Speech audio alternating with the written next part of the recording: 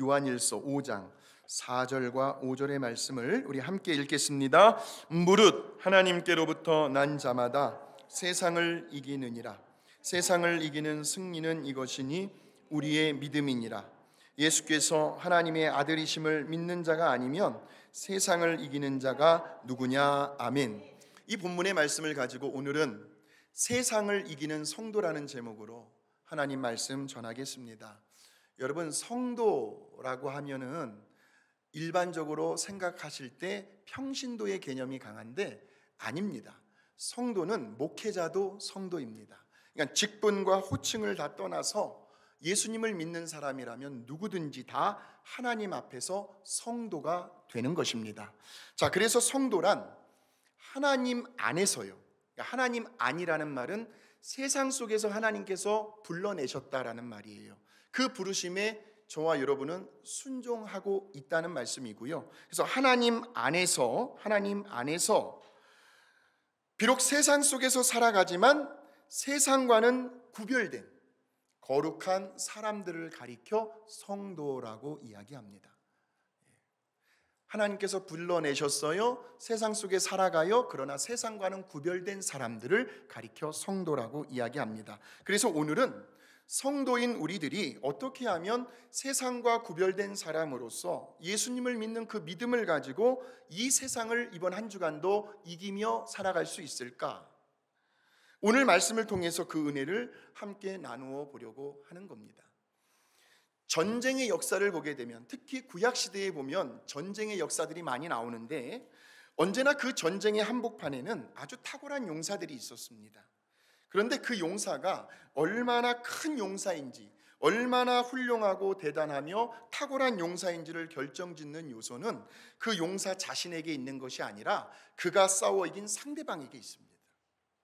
상대방, 즉 적들이 얼마나 크고 강한지에 따라서 그 싸움에서 이긴 용사의 강함이 판가름됩니다. 예를 들면 다윗의 왕의 주변에는 언제나 탁월한 용사들이 있었습니다. 그래서 어떤 용사는요, 혼자서 800명의 블레셋 사람을 다 때려 죽입니다. 또 어떤 용사는 이스라엘 백성들이 다 도망을 가고 있을 때에 혼자 밭에서 남아가지고 블레셋 군대를 막았던 사람도 있었습니다. 뿐만 아니라 어떤 사람은요, 창을 든 적장을 막대기 하나를 가지고 싸워 이기기도 했고요. 또한 눈이 펑펑 쏟아지는 날 구덩이 속에서 맨손으로 사자를 때려잡은 용사도 있었습니다. 이처럼 성경에 기록된 하나님의 사람들은 모두가 다 위대한 승리를 맛보았던 사람들이었어요. 그런데 그 승리가 꼭 전쟁터에서만 일어나는 것은 아니었어요. 칼과 창으로 이긴 싸움만을 의미하는 것은 아니에요. 자, 노아를 한번 보실까요? 노아는 당대에 세상이 온통 죄악으로 가득 차 있을 때에 하나님의 말씀의 권위 아래에서 하나님의 뜻에 철저하게 순종하며 살아갔던 사람. 그래서 하나님께서 뭐라고 말씀하시냐면 노아는 당대의 의인이라고 하나님께서 인정을 해주셨던 사람이었습니다. 그는 하나님의 지시와 명령에 따라서 무려 120년 동안 전혀 비가 올 것 같지 않은 날씨임에도 불구하고 그는 방주, 거대한 배를 만들었습니다. 물론 그 당시에 세상 사람들은 그러한 노아를 어리석다고, 저거 미친 거 아니냐고, 정신 나간 거 아니냐고 핀잔을 주고 비난을 하며 비웃었습니다. 그러나 그런 세상 사람들의 비웃음에도 불구하고 노아는 끝까지 하나님 말씀에 순종하여 홍수로 인한 심판에서 구원을 받고 승리를 경험하게 됩니다. 아브라함도 한번 보실까요? 어느 날 북쪽에서 내려온 4명의 왕들과 연합 군대들이 소돔과 고모라 성을 쳤습니다. 거기에 누가 살고 있었느냐면 아브라함의 사랑하는 조카 롯이 살고 있었어요. 롯이 사로잡혀 갔다라는 소식을 듣자마자 외삼촌인 아브라함의 마음에 의분이 일어난 거예요. 그래서 평소에 자신의 집에서 돌보아주고 먹여 살려주고 훈련을 시켰던 318명의 사병들을 데리고 밤새도록 적들을 쫓아가가지고요, 4명의 왕들을 모조리 다 물리치고 사랑하는 롯을 비롯한 사로잡혀 갔던 사람들을 다 데리고 옵니다. 모세도 보실까요? 그는 오직 하나님의 말씀을 의지했어요. 그래서 그 당시 최강대국인 오늘날의 미국, 애굽의 왕 바로와 피를 말리는 대결을 합니다. 그래서 무려 200만 명이나 이상 되는 그 이스라엘 민족들을 다 데리고 홍해의 기적을 경험하며 출애굽이라는 대과업을 이루게 됩니다. 그런데 싸움은 거기에서 끝난 게 아니었어요. 광야 40년, 그 광야 생활 동안 너무나도 목이 곧았어요. 뻣뻣했어요. 교만하고 고집이 세었어요. 툭하면 원망과 불평을 일삼았던 그 이스라엘 백성들과의 끊임없는 갈등 속에서 모세는 그때마다 엎드려 기도하고 하나님의 도우심으로 결국은 그의 후계자인 여호수아에게 그의 사명을 물려주면서 인생의 유종의 미를 거두게 됩니다. 뿐만 아니라 특별히 사사기에 등장하는 모든 사사들은 모두가 다 한결같이 아킬레스건이 있었습니다. 그들의 부족함과 연약함이 있었음에도 불구하고 하나님의 능력과 하나님의 도우심으로 인해 위대한 승리를 경험했던 그런 전쟁의 역사들이 구약 성경에 보면 나오고 있어요. 그 중에 기드온은 300명의 용사를 데리고 미디안 족속의 군대 13만 5천 명을 대파하고 승리를 거두고요. 삼갈이라는 사사는 소를 모는 막대기 하나를 가지고 무려 블레셋 사람 600명을 쳐 죽이기도 하고요. 삼손은 나귀 턱뼈 하나를 가지고 블레셋 사람 1000명을 다 죽이기도 합니다. 또한 다윗은요, 오직 만군의 여호와 하나님만을 의지하고 나아가서 키가 무려 3m 이상이나 되는 그 블레셋의 거인 골리앗을 물맷돌 한 방으로 쓰러뜨려 죽이기도 합니다. 다니엘은요, 비록 포로 출신의 소년이었지만 하나님을 향한 그의 변함없는 신실한 믿음으로 바벨론, 그 다음 메사, 그리고 페르시아, 이 3대 정권이 바뀌는 너무나도 혼란스러운 정치적인 상황 속에서도요, 보통 정권이 바뀌면 그의 참모진도 다 바뀌거든요. 그런데 다니엘은 3대 정권을 누려가며 가장 존경받는 총리의 자리를 유지하고 하나님의 영광을 드높이게 됩니다. 모두가 다 세상을 이겨냈던 성도들이었습니다. 그래서 이렇게 세상과 구별된 사람들을 가리켜, 오늘 저와 여러분을 가리켜 히브리서 기자는 뭐라고 이야기를 하냐면 히브리서 11장 38절입니다. 시작. 이런 사람은 세상이 감당하지 못하느니라. 그리고 오늘 본문의 말씀에도 보시면, 자 4절을 보면 무릇 하나님께로부터 난 자, 하나님께로부터 난 자가 누구입니까? 좀 쉽게 이야기하면 본 어게인, 다시 영적으로 태어난 사람, 거듭난 체험이 있는 사람, 예수님과의 감격적인 첫사랑의 만남, 인격적인 만남이 있는 사람, 성령 세례를 받고 성령 충만함을 경험한 사람, 예수님을 오늘도 내일도 내 인생의 주인으로 모시고 살아가는 사람, 바로 이런 사람들은 세상이 감당할 수 없는, 세상을 이기며 살아가는 하나님께로부터 난 사람들이라는 말씀입니다. 그런데 그 세상을 이길 수 있는 비결이 그 다음 구절에 나오고 있는데, 그게 뭐냐면 바로 저와 여러분의 믿음입니다. 근데 그 믿음은 어떤 믿음이냐면, 자 한번 읽어보실까요? 예수께서 하나님의 아들이심을 믿는 믿음이에요. 그래서 우리 모두에게는 요한복음 1장 12절에서 13절의 말씀이 있어요. 시작. 영접하는 자, 곧 그 이름을 믿는 자들에게는 하나님의 자녀가 되는 권세를 주셨으니 이는 혈통으로나 육정으로나 사람의 뜻으로 나지 아니하고 오직 하나님께로부터 난 자들이니라. 할렐루야. 자 이제 축복하시겠습니다. 여러분 좌우 사람을 보시면서 당신은 하나님께로부터 난 사람입니다.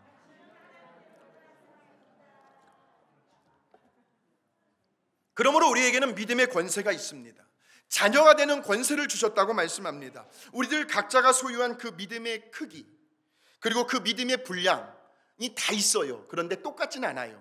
그 차이는 어디에서 판가름이 나냐면, 우리가 가진 그 믿음의 능력과 권세로 이제 우리가 오늘도 내일도 이번 한 주간도 싸우며 나갈 텐데, 우리가 싸워서 이긴 상대방이 누구느냐, 혹은 우리와 뗄래야 뗄 수 없는 그 복잡한 문제, 삶의 문제들, 인생의 문제들, 그리고 우리가 처해 있는 환경, 그리고 상황의 크기에 달려 있다라는 말씀입니다. 예. 여러분 잘 한번 판단해 보세요. 누가 과연 믿음이 큰 사람일까? 자, 나에게 아주 상냥하고 친절하게 잘 대해주는 사람에게 나도 당연히 관심을 가져주고 사랑을 베풀어주는 그 믿음이 클까요? 이건 누구나 할 수 있어요. 자, 아니면 왜 살다 보면 모두가 꼭 다 내 마음에 들지는 않습니다. 눈에 가시 같은 사람 만날 때 있고요, 생활해 봤는데 어쩜 나와 그렇게 생각이 다르고 성격이 다른지 그런 사람 만날 때 있고요, 그래서 늘 부딪히고 갈등이 있고 다툴 수밖에 없는 그런 사람인데 오히려 그런 사람에게 더 잘 대해주는 거예요. 그런 사람에게 더 사랑해주는 거예요. 이런 사람이 믿음이 더 클까요? 언제나 우리의 믿음의 크기는 상대방에 따라 달려있다라는 거예요. 우리는 살면서 그래서 이제 전쟁터에서만 이제 벌어지는 그 적들이 아니고 우리가 지금 살아가는 현대에서 전쟁을 할 수 없잖아요. 그래서 우리가 세상이라는 영적인 전쟁터에서 우리가 싸워야 하는 그 적들에 대해서 제가 몇 가지를 한번 소개해 드리도록 하겠습니다. 첫 번째는요, 우리는 살면서 가끔은 본의 아니게 원수를 만날 때가 있어요. 원수. 인간관계의 갈등으로 인해서 서로 오해를 하게 되고 감정이 상하게 되고, 여러분 손바닥도 마주쳐야 소리가 나는 것처럼 나만 상처받은 거 아니에요. 상대방도 상처받았어요. 그래서 서로 상처를 주고받으면서 마음이 불편해질 때가 있습니다. 그럴 때에 순간 우리의 본능은 그 상대방을 이기고 싶어 해요. 자존심이 허락하지 않아요. 그런데 문제는 어떻게 이길 것이냐는 거예요. 어떤 승리를 하나님께서 인정해 주시느냐는 거죠. 아까 성도란 제가 뭐라고 말씀드렸어요? 세상과 구별된 사람, 세상 사람들과 똑같이 하지 말자라는 거거든요. 보세요. 우리는 예수님께서 십자가에 달리셔서 그 흘리신 보배로운 피의 권세와 능력을 통해서 이미 죄 사함을, 죄의 용서함을 받았다라고 믿는 사람들이 오늘 이 자리에 다 계신 줄로 믿습니다. 그런데 그 믿음의 크기는 우리들이 다른 사람들의 잘못과 실수와 허물과 죄를 얼마만큼 어느 정도까지 용서해 줄 수 있느냐, 그 용서할 수 있는 범위와 크기에 달려 있다는 거죠. 그러니까 마치 사도 바울이 다메섹 도상에서 부활하신 예수님을 인격적으로 만난 다음에 뭐라고 고백합니까? 자기는 괴수 중에 괴수라고 이야기하고 있습니다. 그러니까 내 죄의 무게와 크기가 얼마나 큰지를 깨달은 사람은 동시에 하나님 앞에서 정직하게 회개하고 용서를 받았다라고 확신을 가진 사람은 상대방이 의도적이든 그렇지 않든 나에게 지은 죄, 잘못, 내게 끼친 손해, 내 마음을 상하게 한 그 모든 허물들을 다 용서해 줄 수 있어야 한다는 말씀입니다. 어렵지요? 왜요? 내가 용서를 받았기 때문에. 사랑할 수 없는 사람을 사랑할 수 있는 거요. 용서할 수 없는 사람을 용서할 수 있는 거. 이것이 바로 세상을 이기는 성도, 큰 믿음을 가진 용사라는 말씀인데, 오늘 저와 여러분이 성령님의 도우심과 성령님의 능력으로 인해서 이번 한 주간 그렇게 한번 살아갔으면 좋겠습니다. 두 번째로요, 우리가 살면서 때로는 비교의식이라는 아주 불쾌한 적을 만날 때가 있습니다. 저도 비교의식 가지고 있어요. 여러분들도 다 누구나 비교의식이 다 있습니다. 비즈니스를 하시는 분은 비즈니스 나름대로, 직장에 다니시는 분은 직장 안에서요. 다 형제들 사이에서도 비교의식이 있는데요. 이 적은 외부에 있지 않습니다. 우리의 내면의 세계에 숨어있는 적이죠. 그렇기 때문에 어느 때는 우리 자신조차도 깜빡 속아 넘어갈 때가 있습니다. 보세요. 우리는 아닌 것 같은데요, 끊임없이 나도 모르게 자꾸 나와 다른 누군가와 비교하려는 본능이 있어요. 그래서 내가 뭔가 조금 상대방보다 좀 낫다, 아이고 내가 좀 낫다 싶으면 어느새 나도 모르게 불쑥 뭐가 올라와요? 교만이라는 녀석이 슬며시 고개를 들고 기어나와서 나를 자랑하기 시작을 합니다. 그러면서 그 자랑을 듣고 있는 상대방의 입장을 전혀 고려하지 않아요. 상대방의 형편, 그의 마음, 그의 감정을 전혀 헤아리지를 못합니다. 그래서 언제나 자랑하고 나면 기분이 좀 씁쓸해요. 반면에 내가 좀 상대방보다 좀 뒤처진다라는 생각이 들면 순간 마음이 막 다운되고 우울해집니다. 그래서 그 자리를 피하게 돼요. 자꾸. 그렇게 피하면서 그의 마음속에 일어나는 감정은 분노의 불길이 번져가고 원망의 용암이 막 흘러내려요. 그래서 대개 보면 우리들의 성품의 결합은 막 자꾸 화를 낸다든지 따지고 비판한다든지 하는 이러한 부정적인 성향들은요, 주로 어디에서 비롯되냐면 이 비교의식이라는 적으로부터 비롯되는 경우가 많아요. 그럴 때 우리는 어떻게 해야 할까요? 어떻게 이 비교의식이라는 적과 싸워 이겨야 할까요? 제일 좋은 방법은요, 하나님의 은혜를 기억해 보는 거예요. 하나님께서 저와 여러분에게 베풀어 주신 그 은혜를 생각해 보는 거예요. 동시에 하나님이 나에게도 은혜를 베풀어 주셨다면 내가 비교의식을 가지고 있는 저 상대방에게도 하나님께서 은혜를 베풀어 주셨다라고 인정하셔야 합니다. 그렇게 인정하고 감사할 줄 알면 마치 안개가 소리 없이 조용히 사라지는 것처럼 우리 안에 있는 비교의식도 자연히 없어지게 되고요, 마음의 평안이 찾아온다는 말씀입니다. 비교의식이라는 적과 싸워 승리하려면 하나님의 은혜를 기억하자. 세 번째로, 우리는 살면서 때로는 이 죄의 유혹이라는 녀석과 싸워야 할 때가 있습니다. 야, 오늘 교회 가지 마라, 좀 쉬어라, 일주일에 한 번만 드리면 됐지, 뭘 새벽 기도에 금요 찬양 예배까지 나가려고 하니. 끊임없이 우리 생활의 편리함을 가지고 자꾸 죄라는 녀석이 자꾸 우리를 유혹해요. 편한 것을 찾기를 원해요. 여기서 이 죄의 유혹이란 우리를 다시 예수 믿기 이전의 모습으로 끌고 가려고 하는 사단의 아주 교묘한 계략입니다. 그래서 처음에는 정말 별것 아닌 일에 사소한 유혹에 넘어지게 만들어요. 에휴, 괴로운데 딱 한 잔만 하자, 오늘 딱 한 대만 피자. 아이고, 이러다가요, 나는 정말 별 수 없나 봐, 또 넘어졌네, 또 졌네, 또 쓰러졌네, 나는 구제불능이야. 자꾸 우리에게 실패의식을 심어줘요. 자격지심이 들게 하고요, 자꾸 수치스러움을 막 불러일으키게 만들어요. 이것이 죄의 유혹이에요. 그래서 성도들끼리의 만남, 성도들과의 교제, 예배를 자꾸 멀리하게 만들어요. 그렇게 되면 서서히 우리의 영혼은 병들게 되고요, 죄에 대한 신앙의 양심이 무뎌지고 점점 파멸의 길로 끌려가게 된다는 거죠. 바로 이때에 세상과 구별된 저와 여러분 성도, 우리 믿음의 용사들은 그 죄의 유혹과 싸워야 합니다. 근데 어떻게 싸워 이길 거냐는 거예요. 바로 죄를 인정하는 거예요. 죄를 자백하는 거예요. 넘어졌으면 넘어졌다고 하나님 앞에 떳떳하게 고백하는 거예요. 그리고 회개하고, 그리고 여러분 가까이에 있는 사람, 여보, 당신 나를 위해서 좀 기도 좀 해줘. 믿음의 친구들에게 기도를 부탁하고, 제일 중요한 것은 하나님의 말씀에 의지하면서 말씀을 붙들고 승리를 선포해야 한다는 거예요. 아까 우리가 인사하실 때 우리는 이미 승리하셨습니다, 그렇게 선포하고 나아간 것처럼 누가 그랬느냐 보니까 사도 바울이 그랬더라고요. 이 사도 바울이요, 얼마나 훌륭합니까? 얼마나 위대합니까? 그런데 끊임없이 죄의 유혹 앞에서 넘어지고 있는 자신을 향해서 탄식을 합니다. 자, 그것이 어디에 나오냐면 로마서 7장 21절에서 24절의 말씀입니다. 자, 시작. 그러므로 내가 한 법을 깨달았노니 곧 선을 행하기 원하는 나에게 악이 함께 있는 것이로다. 즐거워하되 내 지체 속에서 한 다른 법이 내 마음의 법과 싸워 내 지체 속에 있는 죄의 법으로 나를 사로잡는 것을 보는도다. 오라, 나는 공고한 사람이로다. 이 사망의 몸에서 누가 나를 건져내랴. 사도 바울도 자꾸 죄의 유혹 앞에서 자꾸 넘어지는 거예요, 본의 아니게.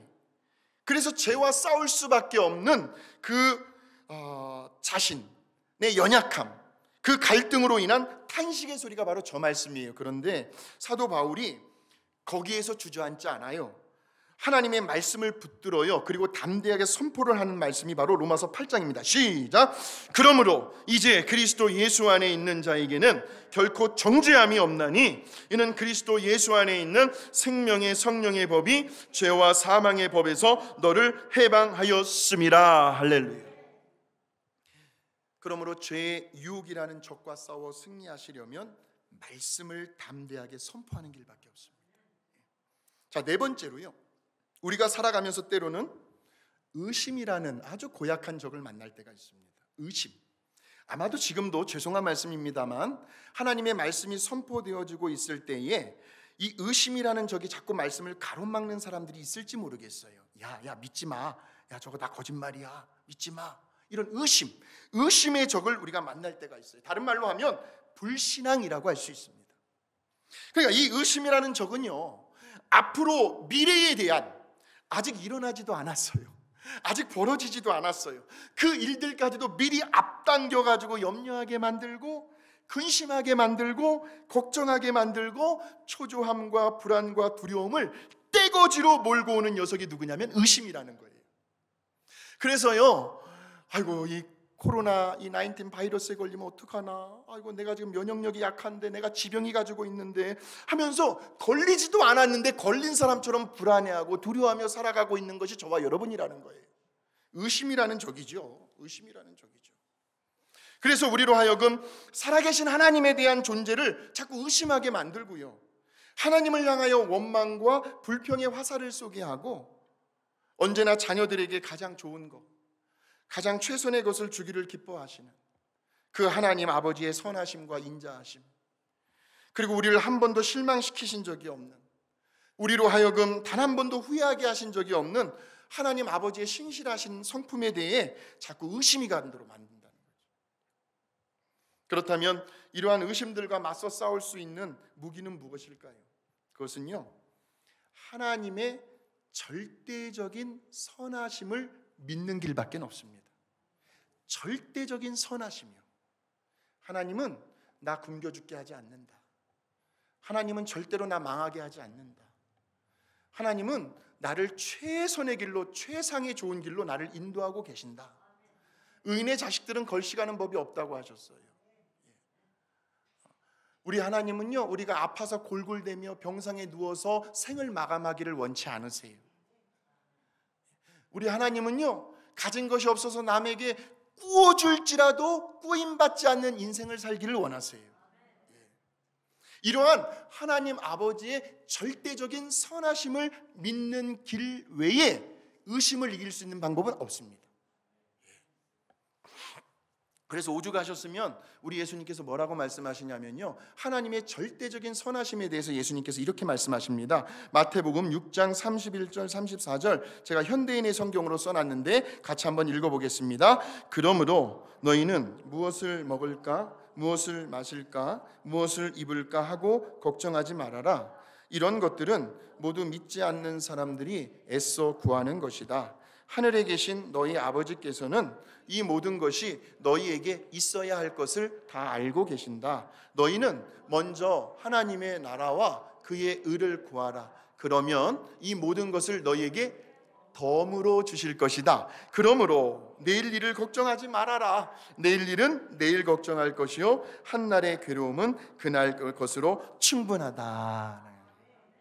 자, 또 연이어서 우리 예수님께서 뭐라고 말씀하시냐면 9절에서 11절 시작. 너희 중에 자기 아들이 빵을 달라는데 돌을 주며 생선을 달라는데 뱀을 줄 사람이 있겠느냐? 악한 사람이라도 자기 자녀에게는 좋은 선물을 줄 줄 아는데 하물며 하늘에 계신 너희 아버지께서 구하는 사람에게 더 좋은 것을 주시지 않겠느냐는 거예요.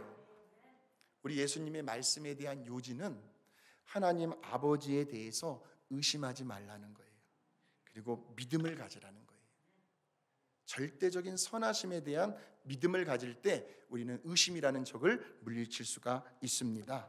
그래서 이러한 믿음을 가진 사람들은요, 아무리 좀 삶이 힘들고 고달프고 좀 내가 너무나 부족하고 연약하고 너무나 좋지 않은 열악한 환경 가운데 있다 할지라도 오히려 그 가운데에서 하나님의 영광을 생각하고 하나님의 기쁨, 하나님의 나라와 하나님이 기뻐하시고 원하시는 뜻이 무엇인지를 추구하며 그렇게 살아가는 사람들이에요. 기도하는 일에, 또 전도하는 일에요. 내년도에는 우리 교회가 좀 전도하는 불길이 확 일어났으면 좋겠어요. 이 빅토빌 지역에 아직도 교회를 정하지 못하는 잃어버린 영혼들 많이 있잖아요. 우리 장자교회인 빅토밸리 감사한인교회를 통해서 우리 장자 성도님 여러분들의 삶을 통해서 예수 믿지 않는 영혼들, 교회를 다니다가 상처받은 그 영혼들 다시 우리 교회에 와가지고 다시 회복이 일어나고 하나님을 향한 거룩한 열망들이 다시 회복이 되고 하나님과의 첫사랑이 회복이 되고 예수 믿고 구원받는 열매 구원의 역사가 나타났으면 좋겠습니다. 하나님의 선한 뜻을 쫓아서 저는 말씀만 죽으라고 준비할 테니까요, 여러분이 모시고 오세요. 말씀을 통해서 은혜 받고 믿음의 뿌리 내리게 해서 천국 갈 때까지 우리 같이 신앙생활 해야 되지 않겠습니까? 어려운 성도를 찾아가 말씀으로 위로해주고 권면해주고 함께 기도해주면서 그에게 소망을 주는 일에 우리의 몸과 마음과 시간과 물질과 에너지를 사용하시기를 주님의 이름으로 축원합니다. 이런 사람들이 세상을 이기는 성도, 세상과 구별된 위대한 믿음의 용사들인데 오늘 이 시간 저와 여러분이 그렇게 되시길 바랍니다. 자, 마지막으로 우리가 싸워야 할 적이 바로 세상의 풍조입니다. 세상의 풍조, 다른 말로 하면 세상의 악한 길이에요. 그래서 바울은 예나 지금이나 에베소 교회 성도들에게 이렇게 권면의 말을 하고 있습니다. 에베소서 2장 1절에서 2절 현대인의 성경으로 시작. 여러분은 불순종과 죄 때문에 영적으로 죽었던 사람들입니다. 전에는 여러분이 세상의 악한 길, 세상 풍조를 따르고 하늘 아래의 영역을 지배하고 있는 마귀에게 순종하며 살았습니다. 이 마귀는 현재 불순종하는 사람들 가운데에서 활동하는 영입니다. 아멘. 세상의 악한 길, 세상 풍조는 세상적인 사고 방식을 의미합니다. 그러니까 말씀의 권위 아래에서 벗어난 생각들, 말씀이 기준이 되지 못하는 사고 방식들, 즉 하나님이 기뻐하시는 것이 아니라 사탄 마귀가 좋아하는 생각, 사고 방식을 가지고 살아가는 인생의 자세, 삶의 태도를 말합니다. 예배 드리는 자리를 소홀히 하게 만들고요, 은혜 받는 자리를 멀리하게 만드는 것은 사단 마귀가 좋아하는 거죠. 그래서 로마서 12장 2절에 보시면, 자, 현대인의 성경으로 시작. 여러분은 이 세상을 본받지 말고 마음을 새롭게 하여 변화를 받으십시오. 그러면 하나님의 선하시고 기뻐하시고 완전하신 뜻이 무엇인지를 알게. 그러니까 무슨 말이냐면 하나님의 사고방식을 가지라는 거예요. 성경적인 사고방식을 갖고 생활하라는 거죠. 마지막으로 하나의 일화를 소개해드리려고 말씀을 마치려고 합니다. 미국의 대표적인 양대 산맥으로 알려져 있는 교회가 두 개가 있어요. 하나는 세들백 철치이고 또 하나는 윌로우 크릭 교회입니다. 시카고에 있어요. 저도 가봤는데 그 시카고의 윌로우 크릭 교회의 빌 하이벨스 목사님이요, 한 번은 일반적인 여론들을 무시해버렸어요. 그리고 그의 교회에 누구를 초대하냐면 예전 전 대통령인 빌 클린턴 대통령을 초대한 적이 있었습니다. 왜냐하면 빌 클린턴 대통령의 영적인 멘토가 빌 하이벨스 목사님이셨기 때문에. 그런데 아까 제가 처음에 빌 하이벨스 목사님이 일반적인 여론을 무시했다고 그랬어요. 그리고 그럼에도 불구하고 빌 클린턴 대통령을 초대했다고 그랬는데 그때 당시 일반적인 여론들이 뭐였냐면 바로 섹스 스캔들이었어요. 그것으로 인해서 기독교의 모든 지도자들이 다 만류할 때였습니다. 세상적인 사고방식으로 비난하고 정죄한 거죠. 그런데 그럼에도 불구하고 이 빌 하이벨스 목사님은 그 대통령을 계속 교제하고 만나고 있었던 거죠. 뿐만 아니라 지금 윌로우 크릭 교회에서 4,000명 이상 되는 목회자들을 모시고 세미나를 하고 있는 그 자리에 빌 클린턴 대통령을 초대한 거예요. 물론 윌로우 크릭 교회에서도 무수히 많은 반대가 일어났습니다. 그래서 심하게 반대했던 어떤 성도들은 교회를 떠나기까지 했어요. 무슨 교회에서 저런 사람을 초대하느냐고. 바로 이러한 숱한 어려움과 역경들이 있었음에도 불구하고 그 모인 자리에서 빌 클린턴 대통령이 이런 발언을 합니다. 정치에 뛰어든 모든 사람들은 자신의 영혼을 잃어버릴 각오를 해야 합니다. 이렇게 말문을 연 다음에 그는 이어서 지금 자신이 정말 너무나 수치스럽고 씻을 수 없는 도덕적인 오점을 남기고 실수를 저질렀다고 고백을 합니다. 그래서 그로 인하여 바닥으로 추락한 자신의 삶과 자기 때문에 상처를 입은 가족들의 인생을 아주 힘겹게 다시 조금씩 재건해 올리고 있는 중이라고 솔직하게 털어놓고 고백을 합니다. 그리고는 마지막으로 이런 이야기를 해요. 정치가에게는 정말 목회자가 곁에 있어 주어야 합니다. 저만 보아도 그것을 알 수 있지 않습니까, 여러분? 한순간의 잘못된 판단으로 인해 실수를 저지르고 허물을 보였을 때에 세상은 저에게 손가락질을 했어요.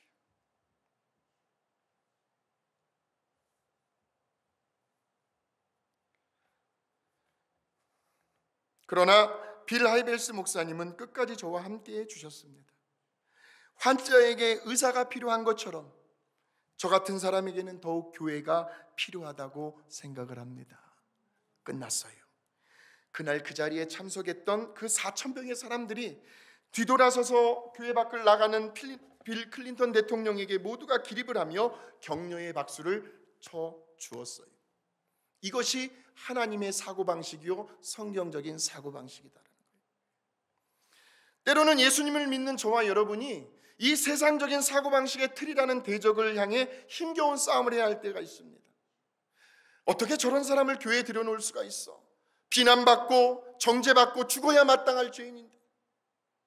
그러나 하나님이 기뻐하시는 생각, 하나님이 원하시고 바라시는 그 성경적인 사고방식을 가지고 때로는 참고 인내해야 할 때가 있습니다. 우리의 죄된 본성을 거슬러 올라가야 할 때가 있어요. 왜냐하면 우리 하나님은 언제나 모두에게 손가락질을 받고 비난의 돌을 맞아 처절하게 피를 흘리며 죽어가는, 마치 가늠하다 붙잡힌 그 한 여인처럼 언제나 우리 하나님은 죄인의 편에 서셔서 그 죄인의 영혼을 구원하시기를 원하고 계시기 때문에 그래요. 이제 말씀을 마치겠습니다. 이제 우리는 오늘도 내일도 이 세상이라는 영적인 전쟁터에서 살아가게 됩니다. 바로 그 삶의 현장에서 때로는 눈에 보이는 적들을 만날 때가 있어요. 그 적이 때로는 남편일 수가 있습니다. 아내일 수가 있고 자식들일 수도 있고 성도들일 수도 있고 이웃들일 수도 있고 목회자일 수도 있어요. 사람과의 관계를 이야기하는 겁니다. 환경을 말하는 거죠. 뿐만 아니라 눈에 보이지 않는 적들이요, 우리 속에 있는 적들, 비교의식, 실패의식, 하나님의 존재, 그분의 성품과 능력에 대한 자꾸 의심하게 만드는 불신앙들, 이 세상 풍속, 세상적인 사고방식, 죄를 지었으면 반드시 마땅히 죄의 대가를 받아야지, 거기에는 긍휼이 없어요. 자비가 없어요. 용서가 없습니다. 이러한 수많은 신앙의 적들과 싸우며 살아갈지도 모릅니다. 그런데 이러한 세상이라는 거대한 적은 정말 우리의 힘으로는 죽었다 깨나도 절대적으로 도저히 이겨낼 수가 없습니다. 저도 쓰러질 수 있고 여러분도 쓰러질 수 있어요. 그래서 성경은 뭐라고 말씀하고 계십니까? 우리 요한복음 16장 33절 예수님의 말씀인데요, 시작. 세상에서는 너희가 환난을 당하나 세상을 이기었노라. 아멘. 우리 곁에는 이 세상을 이미 이기신 예수님이 계십니다. 바로 십자가에서 세상, 즉 죄와 사망과 음부의 권세를 이기신 우리 주 예수 그리스도를 믿는 그 믿음을 가지고 저와 여러분이 오늘도 내일도 매 순간마다 그분을 의지하며 나아갈 때 우리는 이 험난한 세상을 이번 한 주간도 이겨낼 줄로 믿습니다. 그래서 오늘 본문의 말씀을 기록한 예수님의 제자 사도 요한, 그의 인생의 말년에 가서 그는 이렇게 선포를 하고 있습니다. 그가 예수님을 따라다니며 겪었던 진리 하나는 뭐냐면 오직 사랑이었어요. 자, 현대인의 성경으로 다시 한번 읽어보겠습니다. 요한일서 4장 4절에서 5절입니다. 시작. 하나님의 자녀들은 누구나 세상을 이길 수 있기 때문입니다. 세상을 이긴 것은 바로 우리의 믿음입니다. 예수님이 하나님의 아들이심을 믿는 사람이 아니면 누가 세상을 이기겠습니까? 아멘. 아멘. 이런 믿음의 사람들은 이제 생활 속에서 적용할 부분을 말씀드리겠습니다. 선으로 악을 이겨냅니다. 겸손함과 낮아짐으로, 섬김으로 교만을 이겨냅니다. 사랑으로 미움과 시기와 질투를 이겨냅니다. 말씀으로 의심을 이겨내고 찬양으로 슬픔과 불안과 염려와 두려움을 이겨냅니다. 두려워할 때에 하나님을 찬양해 보십시오. 강하고 담대해집니다. 그리고 감사함으로 원망과 불평을 이겨냅니다. 뿐만 아니라 소망으로, 소망의 하나님이신 그 소망으로 고통과 오늘의 절망을 이겨냅니다. 그리고 영원한 생명을 소유함으로 죽음까지도 이겨낼 수가 있습니다. 이러한 믿음의 삶을 사는 사람, 그는 세상이 감당할 수 없는 승리의 용사인데, 오늘 이 말씀을 전하고 듣는 저와 여러분이 그러한 세상을 넉넉히 이겨내는, 그래서 이번 한 주간도 거룩한 삶을, 세상과 구별된 삶을 살아가는 성도로서의 복된 삶이 이어지게 되시기를 주님의 이름으로 축원합니다. 축원합니다. 하나님 아버지 감사합니다. 세상을 이기는 성도에 대해 하나님 말씀 전했습니다. 하나님, 오늘 이 시간 말씀을 전하고 듣는 우리 모두가 이 험난한 세상을 능히 이겨낼 수 있는 믿음의 강한 용사들이 되게 하여 주셨으니 감사합니다. 남편을 더욱 사랑하게 하시고, 아내를 더욱 사랑하게 하시고, 비록 자식들이 부모님의 마음에 들지 않는다 할지라도 그 자식을 사랑할 수 있는 마음도 허락하여 주시어서 눈에 보이는 우리의 어려운 형편과 환경을, 문제를 이겨내는, 믿음으로 이겨내는 한 주간이 되게 하여 주시옵소서. 또 우리 안에 보이지 않는 적들, 비교의식, 실패의식, 의심하게 만들고 이 세상적인 사고방식대로 살아가기를 자꾸 우리를 이끌어가는 그 눈에 보이지 않는 적들과도 싸워 승리할 수 있는 우리 모두가 되게 하여 주시옵소서. 우리 모두가 이미 세상을 이긴 성도들입니다. 예수님의 이름으로 감사하고 기도하옵나이다. 아멘.